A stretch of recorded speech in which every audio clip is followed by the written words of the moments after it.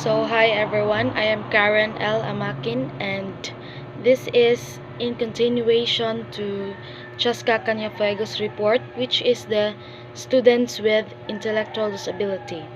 So my assigned topic is the assessment of intellectual delays and disabilities, intellectual disabilities and syndrome, intellectual delays and curriculum adaptations. So let's begin with the assessment of intellectual delays and disabilities. So there are two major aspects in the assessment of intellectual disability. These are the assessment of intelligence and the assessment of adaptive skills. So first is the assessment of intelligence.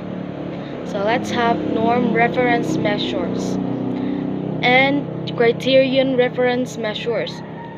So, norm reference measures are a form of standardized testing that compares normal skill levels to those of individual nga same age sad sa bata. So, by comparing, diri na tumabawaan if how and to what degree a particular student is ahead of or behind the norm.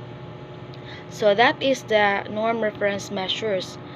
Then next is the criterion reference measures. So, this test kay mostly mao ni ang gigamit sa mga teachers. So, teachers create this test based on the school's curriculum and learning expectations in a given subject area. So, criterion reference test measures specific skills and concepts. So, typically, they are designed with 100 points for each item completed correctly. Then the students' scores are generally expressed as a percentage. So next is the assessment of adaptive skills. So assessment of adaptive skills relies on the report of the respondent and the observer.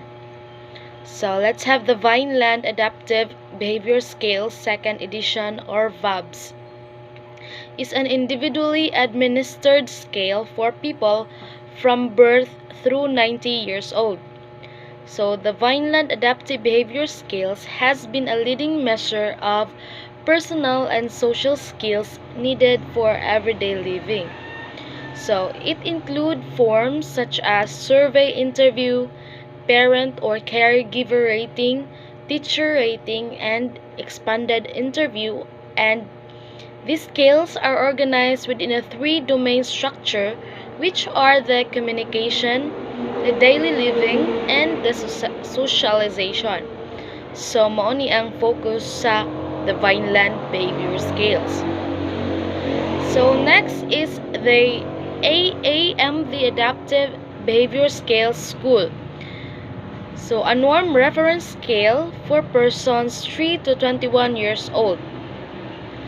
So, it looks at the 5 main factors. So, the personal self-sufficiency, the social adjustments, personal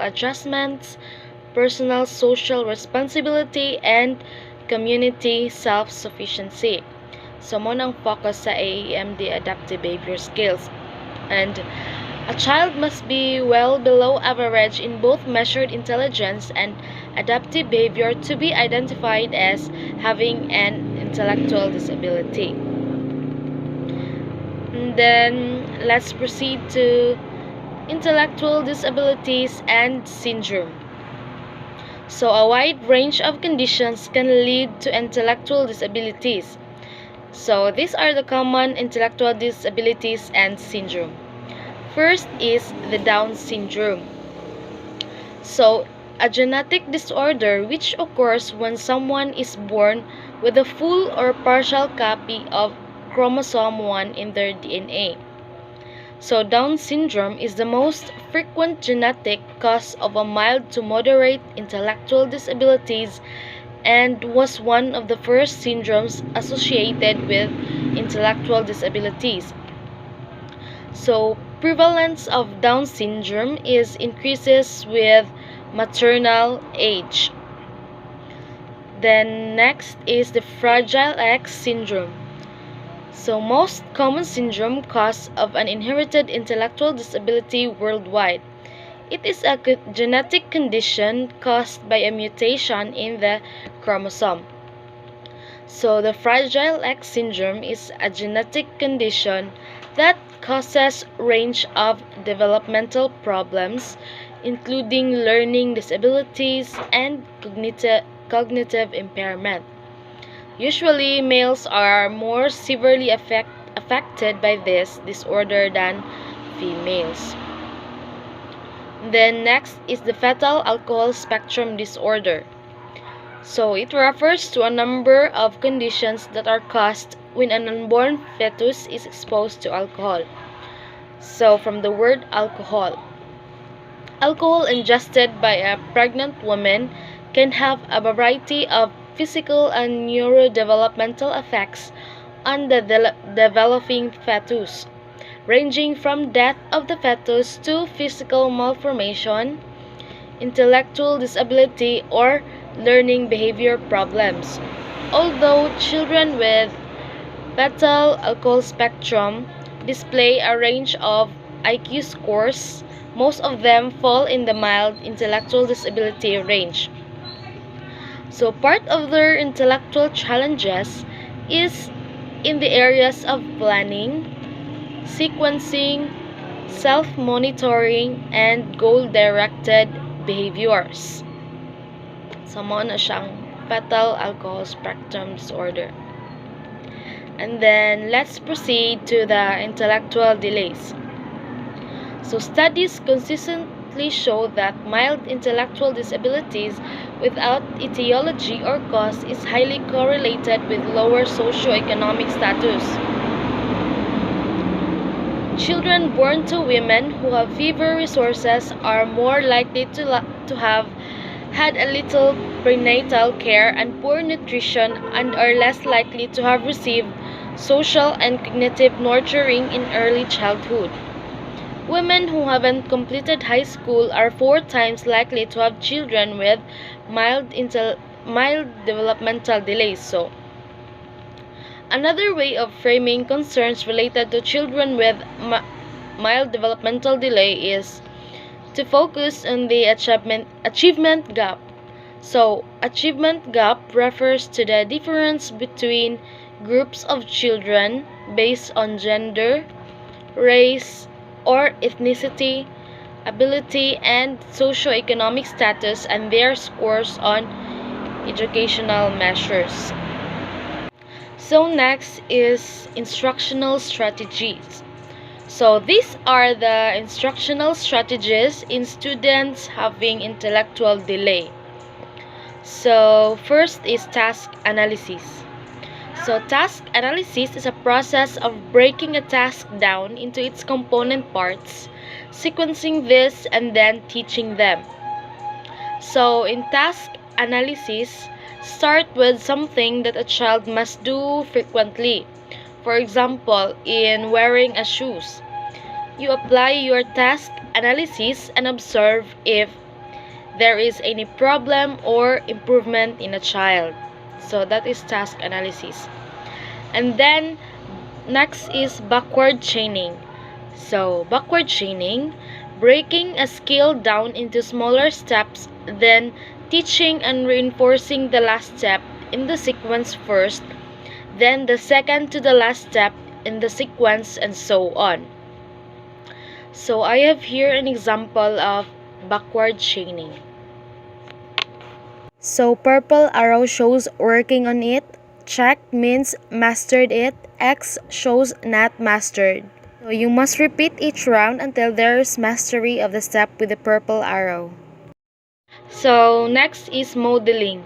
So teachers may need to model a particular behavior while verbally describing it. So teachers should provide opportunities for the child to practice and verbalize what the child is doing, and also provide reinforcement and positive feedback. And then next is the assistive technology. So, children with mild intellectual delays often struggle with reading and math. So, computers have the potential for both remediation and compensation. So, one of the most underlying decisions that educators need to make when considering the use of assistive technology for children with intellectual delays is how to best meet children's educational needs, either remediation or a compensation. So, if the decision were remediation, then the child would receive additional instruction. And if the decision is a compensation, then assistive technology would be explored. So, for example, such as mga low vision students. So, they must provide reading glasses or something. Then, next is because it takes longer for children with intellectual delays and abilities to learn, it is important that you adapt your teaching style to meet the needs of these children. So first is use all the senses.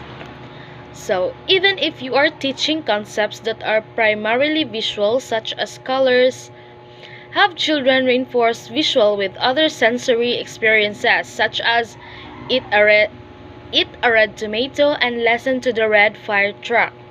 So like most children, they don't learn the first time.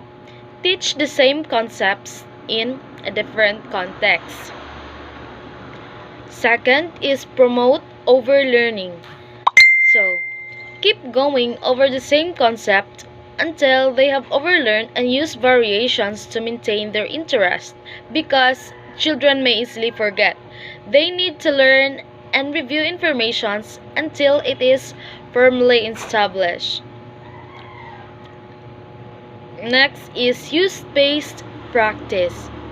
So, teach concept for a short time each day for many days rather than for a long period of time for a fewer days.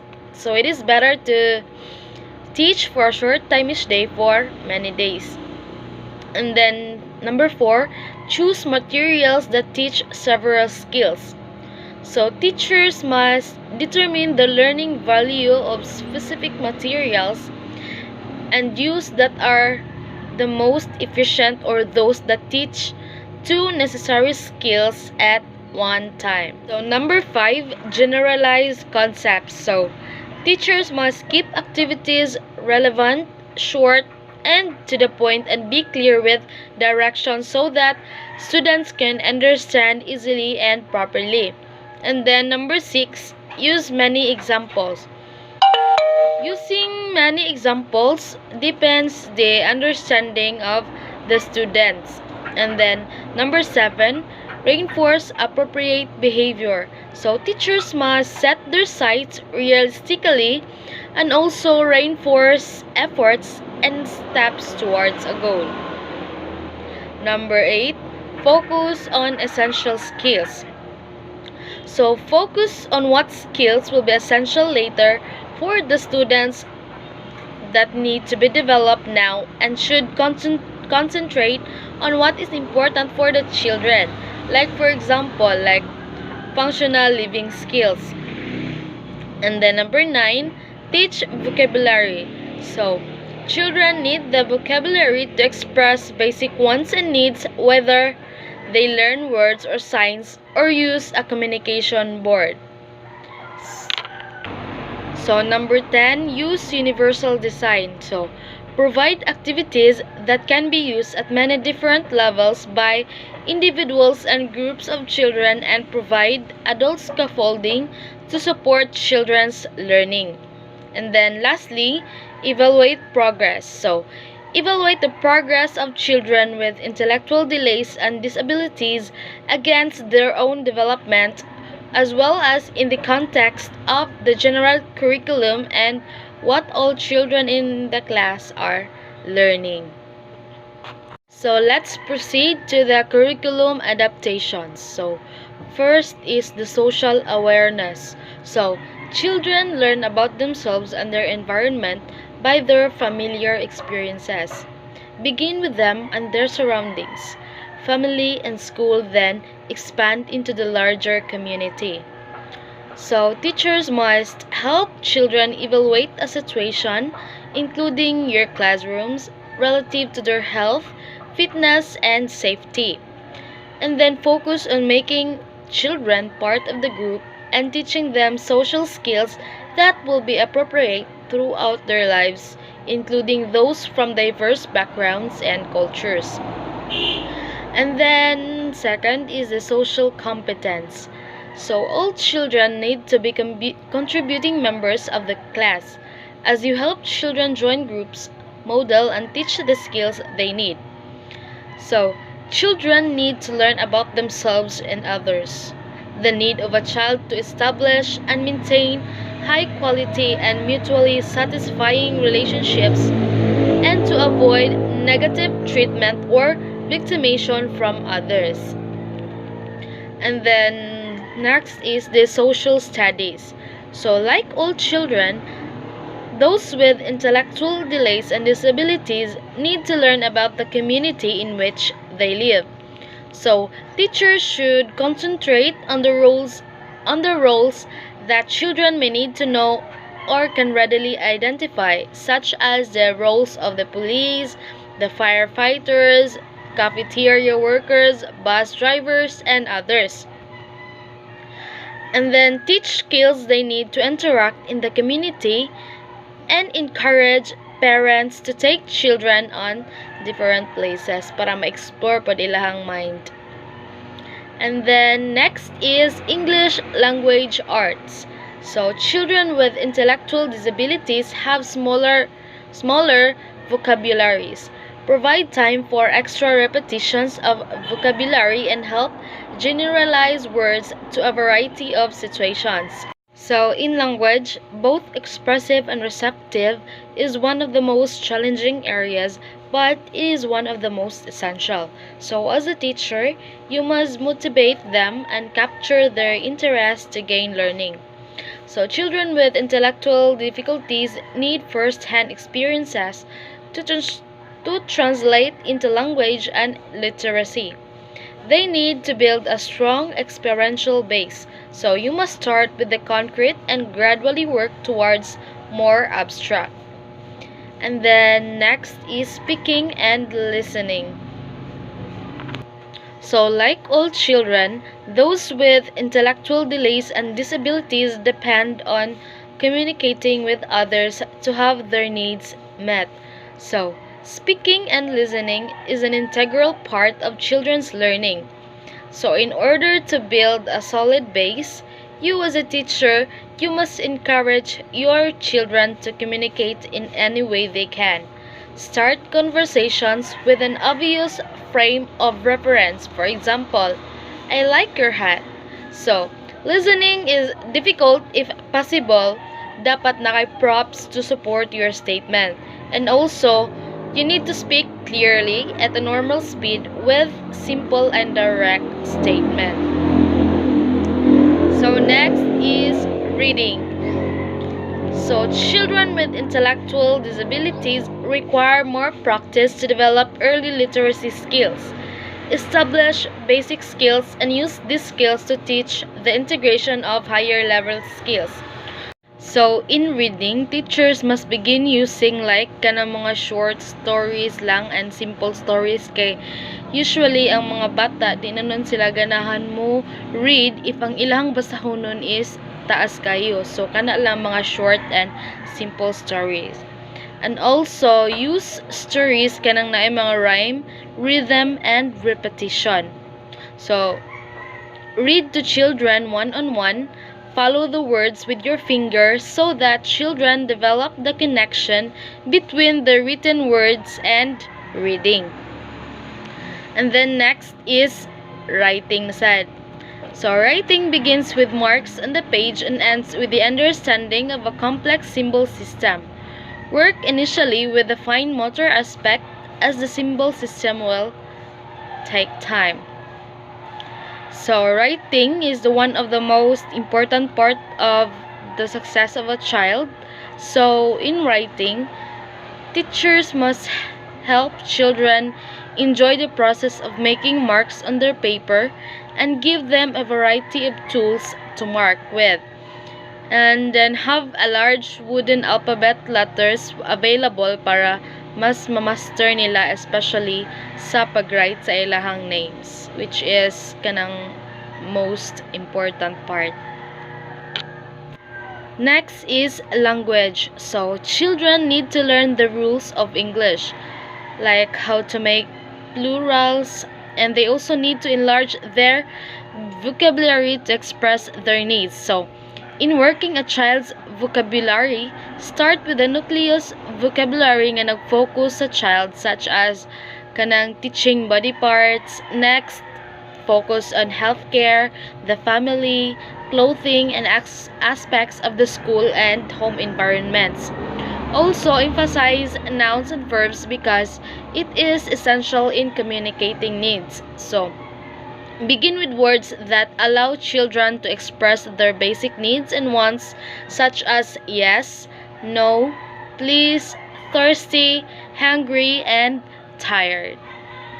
And next is the mathematics. So, children with intellectual disabilities need a foundation in basic mathematics skills to function in society. So, in dealing with mathematics, a teacher must teach number concepts such as counting with real objects such as blocks or chairs instead of counting through kanang bagis-bagis sa paper. So, and most importantly, choose math experiences that also teach other skills.